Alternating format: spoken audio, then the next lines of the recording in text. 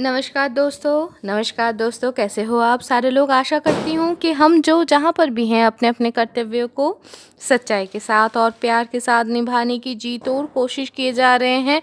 और आज हम बहुत दिनों बाद लेके आ गए हैं उपनिषद अखंड संस्करण हरफ प्रकाशनी से प्रकाशित इस किताब से कठ उपनिषद के अगले मंत्र की पाठ।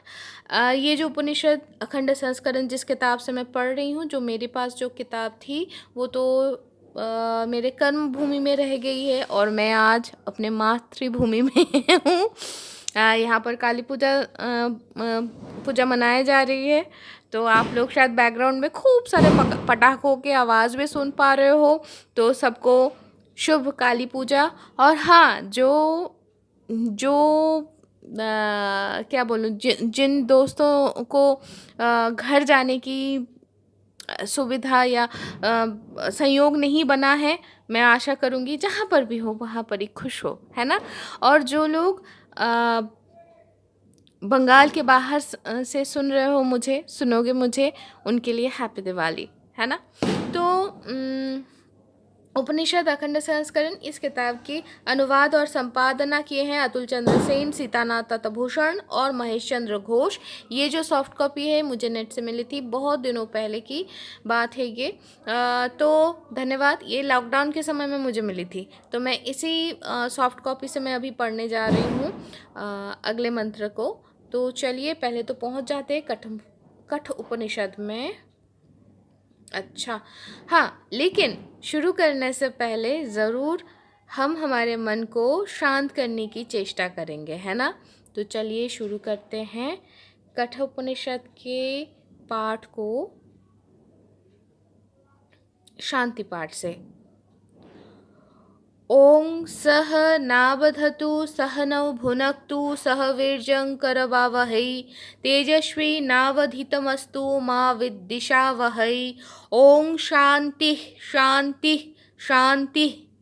आचार्य और शिष्य हमारे उभय को ब्रह्म तुल्य भाव से रक्षा करे।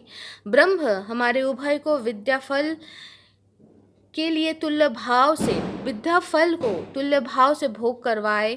हमारे उभय को वो समभाव से विद्या लाभ की उपयुक्त वीर्य सामर्थ्य अर्जन करने के लिए सामर्थ्यवान करे। हमारे अध्ययन को वीर्यशाली करे, अर्थात हमारे लब्ध विद्या सफल हो। हम परस्पर को विद्वेष ना करें। हमारे आध्यात्मिक, आधिदैविक और आदि भौतिक ये त्रिविध विघ्न का शांति हो। इसी शुभकामना के साथ मन को शांत कर लेते हैं और चलिए चलते हैं प्रथम अध्याय द्वितीय वल्ली में, क्योंकि हम आखिर तक जो पढ़े थे इस वल्ली से एक बार याद कर लेते हैं। अन्नत श्रेयो अन्नदत्तुइव प्रेयस्ते उभे नानार्थे पुरुषं सीनीतः। अन्नत श्रेय अन्नदुतैव प्रेयस्ते उभे नानार्थे पुरुषं शीनीतः। तयोः श्रेय आददानस्य साधु भवति हीयते अर्थाद् उ प्रेयो वृणीते। अर्थात प्रेय और श्रेय ये दो प्रकार के कर्म होते हैं।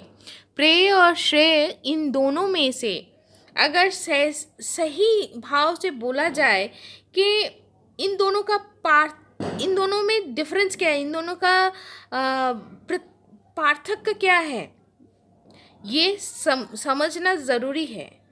और ये जानकारी प्रेय से आगे उठकर श्रेय कर्म को चुनना ही वांछनीय है।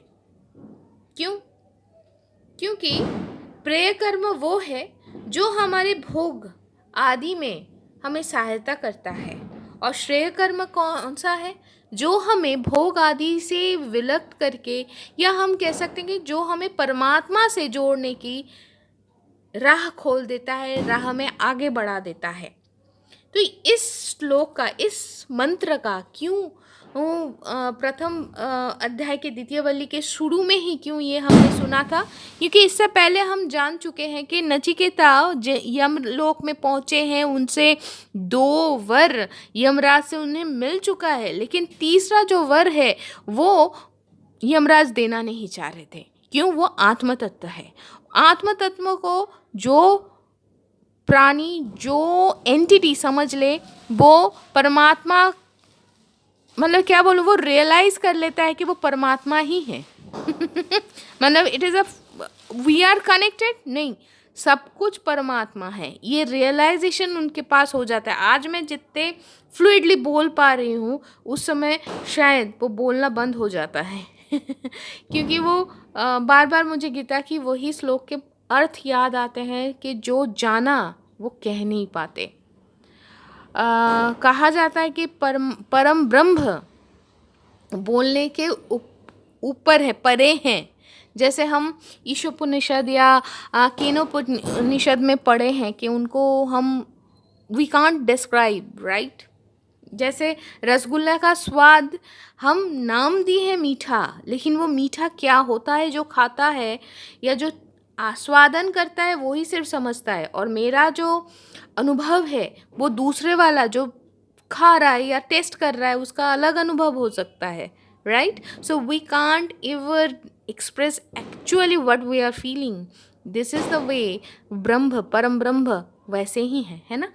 तो इसके बाद क्या, यमराज तो नचिकेता को बार बार झिझोड़ के उसको जांच पड़ताल कर लिए कि भाई जिनको जो परमात्मा परम ब्रह्म का तत्व, आत्मा तत्व जानने के लिए मेरे पास आग्रह कर रहा है, वो आधार बना भी है या नहीं। इन सब के लिए वो तो बहुत सारी चीज़ें पूछे।